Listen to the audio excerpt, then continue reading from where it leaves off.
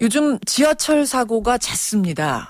어제 아침에도요, 서울 지하철에서 폭발 사고가 나서 무려 46분간이나 운행이 중단되고 승객이 수백 명 갇히는 사고가 있었습니다.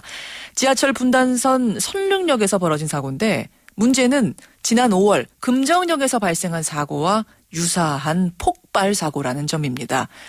분명히 당시에도 문제점이 지적됐었는데 불과 한 달 만에 왜 비슷한 사고가 또 벌어진 걸까요? 시민들의 그 불안감은 커지고 있습니다. 이 문제 좀 더 깊이 짚어보죠. 먼저 어제 사고의 목격자입니다. 김광록 씨 연결이 돼 있습니다. 김 선생님 나와 계세요? 예, 여기 있습니다.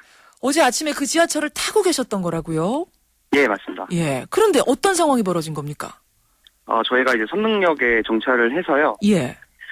문이 열리자마자 문틈으로 이제 연기가 새어 들어오더라고요. 그 얘기는 그럼 바깥에서 안으로, 지하철 안으로 연기가 들어왔다고요?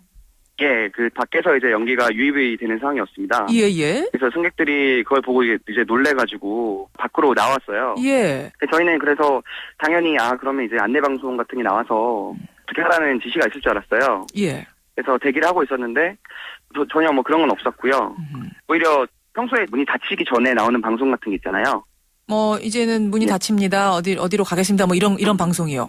예, 그런 방송이 나오면서 큰 문제가 아니고 이제 뭐 해결된 듯한 그런 분위기였어요. 그러다 보니까 이제 다시 탑승을 하게 됐습니다. 잠깐만요. 그러니까 연기가 지금 어디서 나는가 이렇게 보셨을 거 아니에요?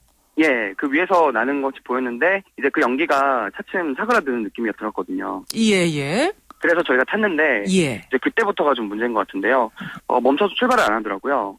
그래서 가만히 있다가 전체적으로 불이 확 꺼지는 거예요. 출발 안 하고 문이 닫힌 채 불이 확 꺼졌다.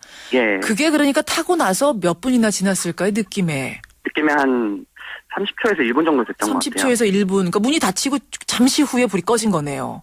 예, 그렇습니다. 근데 이 선릉역에 정차하기 전에 플랫폼에 들어서면서 한번 불이 한 반 정도가 나갔었어요. 한 번 깜빡한 적이 있었어요. 예. 전등불이 깜빡한 적이. 분당선에서는 평소에 그런 적이 한 번도 없었어요. 분당선이야 새로 만든 열차니까요. 최신식이잖아요. 예. 예. 그래서 좀 이상하다는 느낌 받았었습니다. 근데 이제 저희가 이제 두 번째로 플랫폼에 나왔다가 다시 탔을 때는 예. 완전히 정전된 것처럼 완전히 나가버린 거죠. 정말 그때는 좀 굉장히 다들 너무 놀래가지고 그렇죠. 약간 패닉 단계였었습니다. 그 다음엔 어떤 일이 벌어졌습니까? 굉장히 놀래고 이제 약간 소리도 치고 막 이런 상황이 됐었습니다. 근데 20초 정도 후에 문이 열렸어요. 그래서 이제 사람들이 진짜 엄청 급한 걸음으로 이제 다 대피를 나왔는데 5초, 10초 지났나? 진짜 제가 군대 있을 때 생각해보면 수류탄 터지는 듯이 엄청 큰 폭발음이 들렸어요. 수류탄 터지는 듯한 폭발음이 어느 부분에서 났습니까? 전동차 상부에서. 상부에 뭐 이렇게 전기가 전선이 이렇게 저렇게 복잡하게 되어 있는 그 부분에서. 예, 그렇죠. 그래서 스크린도 상부에서 스파크랑 뭐 연기 같은 게 팍 보이면서 펑 하고 터졌어요. 플랫폼 전체가 이제 연기로 뒤덮였죠, 그때. 아까 그 연기하고 그러니까 차원이 다른 연기로. 예, 그렇습니다. 그때 다행히 승객들은 모두 다 내린 상태였나요? 플랫폼으로. 예, 다행히 그때는 모두 다 내린 상태. 예. 안내 방송이 지금 그러니까 처음엔 안 나왔고 지금 내릴 때는 나오긴 나온 겁니까? 아니요, 그때도 방송은 안 나왔습니다. 그럼 이때까지 안내 방송을 하나도 못 들으신 거예요? 예, 그렇죠. 근데 지금 코레일 측에서는 차량 고장으로 인해 열차가 점검 중이다라는 방송을 수차례 실시했다 이렇게 얘기를 하던데. 그게 승객들이 플랫폼으로 나오고 나서 방송이 나왔는지 모르겠지만 예. 근데 그렇다 하더라도 지하철 역사 전체적으로 방송을 할 수 있잖아요. 그런 시스템이 있는 걸로 알고 있거든요. 그렇죠. 예, 근데 플랫폼으로 나오고 나서도 전혀 일체의 그런 방송은 못 들었어요. 그러니까 열차 안에 있는 승무원이 승객들이 다 내린 후에 방송을 했을지는 모르겠지만 이미 승객들은 플랫폼에 내린 상태였기 때문에 그런 안내방송, 열차 내부에서도 하는 안내방송은 들을 수 없었다는 말씀이시죠? 예. 그럼 두 번을 내렸다 탔다 했는데 그게 다 그냥 승객들이 자의적으로 한 거란 말씀이세요? 예, 한 번도 저희가 그런 어떤 지시를 받거나 그런 적이 없었어요. 참 공포의 시간이었겠네요, 그 시각. 네. 예, 그래도 승객들이 차분하게 신속하게 대응을 잘한 것 같습니다. 예, 근데 저희는 다시 탑승을 했다가 이렇게 된 거라서요. 그렇죠. 정전됐을 때는 저희가 이렇게 해서 결국은 우리도 사고의 희생양이 되는 게 아닌가. 되게 저는 마지막 뭐 통화를 준비해야 되나 이런 생각도 그런 생각할 정도로. 그거 왜 안 들었겠습니까? 그런 생각이. 예. 문이 닫히고 불이 꺼지고 아무 방송 없고. 네. 정말 좀 마음고생 많이 하셨네요. 이 사건 어떻게 된 건지 저희도 끝까지 좀 파헤쳐 보겠습니다. 오늘 고맙습니다. 예, 감사합니다. 예, 어제 설릉역에서 벌어진 지하철 사고의 목격자입니다. 탑승객이었던 김광록 씨 먼저 연결을 해봤습니다. 도대체 이런 사고가 왜 자꾸 지하철에서 벌어지는 걸까요? 전문가 한 분 연결을 해보죠. 사회공공연구소 철도정책개관연구위원 박흥수 위원 연결이 돼 있습니다. 위원님 안녕하세요. 예, 안녕하세요. 도대체 어제 설릉역에서 뭐가 폭발한 걸까요? 예, 이게 전동차 위에는 여러 가지 그 전기 기구가 장착돼 있고요. 예. 이런 전기 기구들을 구분해주는 그 조련 장치로서 이 도자기 재질입니다. 애자가 그 세라믹 재질이라서. 쉽게 생각하면 우리가 왜 전봇대에 이렇게 전기선 예. 여러 개 있는데 보면은 이렇게 나사처럼 동글동글하니 그렇죠. 도자기처럼 된 것들 그런 거 말씀하시는 거죠? 예. 그래서 그 깨지기 쉬운 재질이죠. 그렇죠. 그게 폭발한 겁니까 그러면? 아마도 그 이 전동차 위에 설치되어 있는 변압기가 폭발하면서 폭파 충격에 이 애자들이 깨지면서 아마 그 애자가 폭발했다고 여겨지는 것으로 보여집니다. 지난 5월에 금정역 사고와 같은 건가요 그러면? 예, 아마도 그 비슷한 경우로 추정되는데요. 예. 이 금정역에서 사고 났던 것도 계기용 변압기라고 그 변압기가 폭발하면서 주변에 애자가 폭발했던 거거든요.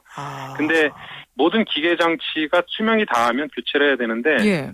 그 지난번 금정역에서 사고 났던 것도 19년 이상 된 기계였고요. 그래서 기계적 소명을 다한 장치들이 어떤 이유에서인지 교체되지 못하고 낡은 채로 유지되다 보니까 폭발 사고가 계속 연이어 나는 것 같습니다. 그러니까 노후가 된 거를 교체 안 했으면 그거 관리 제대로 못한 거 아닙니까? 예, 그렇죠. 그렇죠. 이게 한여름도 아니고 설릉역 같은 경우는 지하고 금정역 같은 경우는 밤에 일어났거든요. 그러면 그 폭염의 어떤 고온이 아닌 상황에도 일어났다는 것은 이미 기계적 마모도가 진행돼서 더 이상 변압기의 자체 기능을 상실하고 있다는 건데 예. 그럼에도 불구하고 이게 계속 운행되고 있다는 건 굉장히 큰 문제일 수 그 있는 부분이 거죠. 일단 큰 문제. 이런 곳이 예. 곳곳에 더 있을 수도 있다는 얘기네요. 예, 그렇습니다. 지금 노후된 전동차들은 부품 역시 노후돼 있거든요.